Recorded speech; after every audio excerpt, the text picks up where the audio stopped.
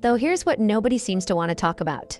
Meghan Markle has a pattern, and it's not just about ghosting her dad or ditching royal duties. It's deeper than that.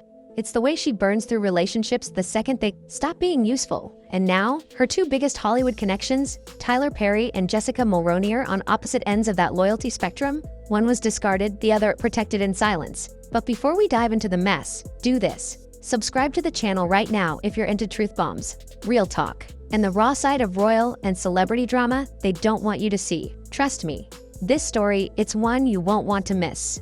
Let's rewind. Jessica Mulroney wasn't just some stylist Meghan casually knew from a red carpet gig. She wasn't just a lunch buddy or Instagram mutual. Jessica was Meghan's shadow during her rise to royalty. She dressed her, styled her, protected her brand before Meghan even had one. When the spotlight came, Jessica wasn't behind the curtain shy, was front and center. Her own daughter walked in Meghan's wedding. That's how close they were. But all it took was one messy Instagram controversy involving a white privilege spat during the height of racial tensions in 2020. And, poof, Jessica was gone, ghosted, vanished, like she never mattered. Meghan didn't offer a defense, no kind words. Not even a classy, polite exit, just radio silence. A friendship erased in real time. Jessica, bless her heart, tried to keep up appearances, birthday posts, cryptic quotes, a desperate attempt to show grace.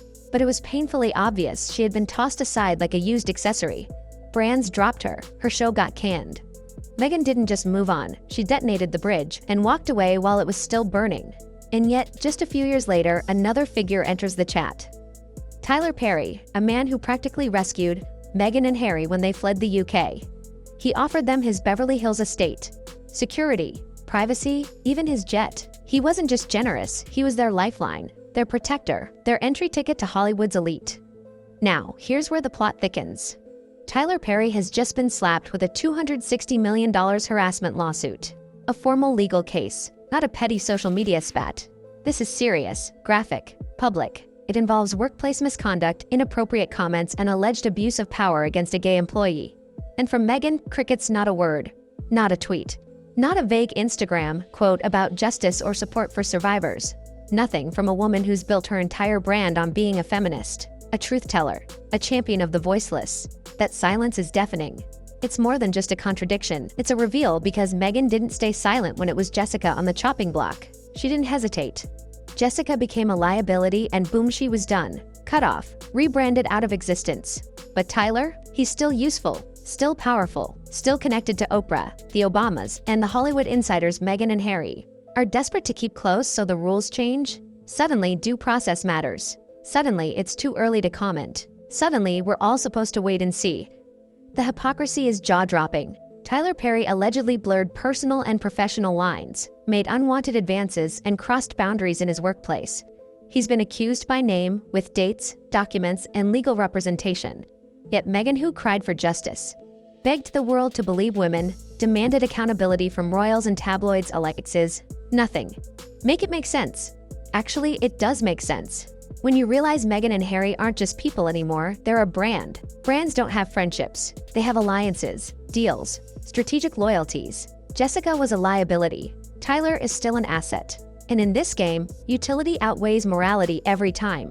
But here's where it gets darker. Tyler Perry's sexuality has always been a whisper in Hollywood. Rumors swirled, but he kept it vague, straight in public, private in practice. Now, the lawsuit brings it to light with brutal clarity. And Derek Dixon, the actor who filed it, says he didn't know what he was walking into. He wanted to act, to build a career. What he got instead, allegedly, was pressure, manipulation, and a toxic work environment from a man who could make or break him. That's not just a scandal, that's trauma. And Meghan, the same Meghan who said silence is complicity, who demanded compassion when she cried in Oprah's garden, who championed #MeToo values when it suited her PR, narrative, she's now silent when someone else comes forward. Silent when the accused is someone she still benefits from. That silence is loud and it sends a message. If you have money, power, and a jet, Meghan's brand won't touch you. But if you're a friend who's lost her shine, who's no longer a media darling, you're disposable. Just ask Jessica. Tyler Perry didn't just offer help, he was their guardian angel. While the British tabloids were tearing Meghan apart, while the firm was allegedly icing them out, Perry gave them something the palace never would: full protection, total control, and freedom from scrutiny. His estate became their fortress. His connections became their lifeline. So now that he's being accused in court, with headlines blasting $260 million harassment lawsuit, Meghan's silence isn't just awkward, it's strategic. Because speaking up would mean turning on the man who gave her safe harbor when she was under fire. And for Meghan and Harry, gratitude isn't loyalty, utility is. Let's be blunt. Meghan and Harry made a career pivot. They went from royal rebels to Hollywood activists, from palace prisoners to progressive icons. They gave interviews, documentaries, books, and sound bites about truth, trauma, and speaking out. They exposed racism in the royal family. They denounced the press. They demanded a better world. But all that moral clarity evaporates when it's someone they know, when the accused is their ally. Suddenly, it's too messy, too risky, too inconvenient, because Tyler Perry isn't some no-name stylist in Canada. He's Tyler Perry, billionaire filmmaker, power player, friend of Oprah. He's not a PR risk they can afford to take. So, Meghan stays quiet, and that's not just calculated, it's revealing. Meanwhile, Jessica Mulroney was buried over a post. Yes, her words caused backlash. Yes, she should have handled things differently. But let's be real, she wasn't accused of abuse. She wasn't dragging anyone into a courtroom. She didn't face a multi-million-dollar lawsuit. She just became an optics problem. And for Meghan, that was enough. One minute, she was the luckiest friend. The next, a ghost on the margins of Instagram. Jessica tried to keep her dignity. She never publicly attacked Meghan. She never spilled secrets. She even posted sugary birthday messages, like a girl still waiting at the gates of a locked palace, but the hurt showed. Her career took a nosedive. Her name got scorched, and Meghan didn't lift a finger to help. And why would she? Jessica? No. Longer held cards, she wasn't the gatekeeper to anything. She was just another reminder of Meghan's pre-royal life, one that had become inconvenient. So she was cut loose. No drama, no headlines, just erased. And that's the playbook. Meghan builds relationships fast, but the second they stop serving her narrative, she hits delete. Her dad, gone. Her siblings, gone. Former staffers who spoke up, dismissed as liars or racist. And now, Tyler Perry, facing the most public crisis of his career, is still in her good graces because he's still useful, and the rules simply don't apply to the useful. This isn't just personal, it's systemic. Meghan and Harry have created a brand that weaponizes values when convenient and shelves them when not. And that brand is cracking because people are finally connecting the dots. Meghan speaks about believing survivors, yet refuses to acknowledge one standing 10 feet away. She champions mental health but ghosted her best friend during a public meltdown. She denounces injustice but stays silent when it threatens her image. The pattern is too loud to ignore. Behind every curated Instagram, quote, every Netflix slow-mo shot of her holding Harry's hand in a candlelit villa, there's a cold calculation. And that calculation reads like this. Power protects power. Loyalty is conditional. And silence. Silence is a weapon, and here's the dangerous part. For a long time, people didn't question it. The world wanted to believe in Meghan's story. The bullied actress, the brave duchess, the woman who took on the crown and lived to tell the tale. But now that she's deep in Hollywood, now that she's surrounded by billionaires, agents, and image consultants, that story is losing its shine. Because when the spotlight turns around and people start looking at how Meghan treats those closest to her, not just what she says about justice, the contradictions start to scream, you can't play the victim while playing kingmaker. You can't demand accountability while shielding the accused. You can't ghost your friends and still sell sisterhood.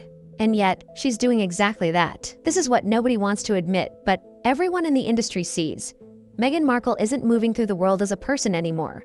She's moving as a brand. And brands don't feel. Brands calculate. They don't do friendships. They do partnerships. And when someone becomes a liability to that brand, they don't get a call. They get cut. Jessica Mulroney learned that the hard way. One misstepped, just one, and she was gone. After years of friendship, loyalty, collaboration, and styling every major Meghan moment, it was like she never existed. No statement from Meghan, no behind-the-scenes leak of support. Not even a note of gratitude for years of unpaid brand-building. Instead, Jessica was left clinging to the fragments, scrambling to rebuild, trying to remind the world and, maybe herself, that she mattered once. Meanwhile, Tyler Perry, despite being in the crosshairs of a devastating, very public scandal, has not been touched. Not a whisper of disapproval. No distancing, no thoughtful post about listening to victims or trusting due process. Why? Still, someone with keys to a door, Meghan and Harry, are desperate to keep open. He's part of the new world they traded the old one for, and here's where it gets even more telling.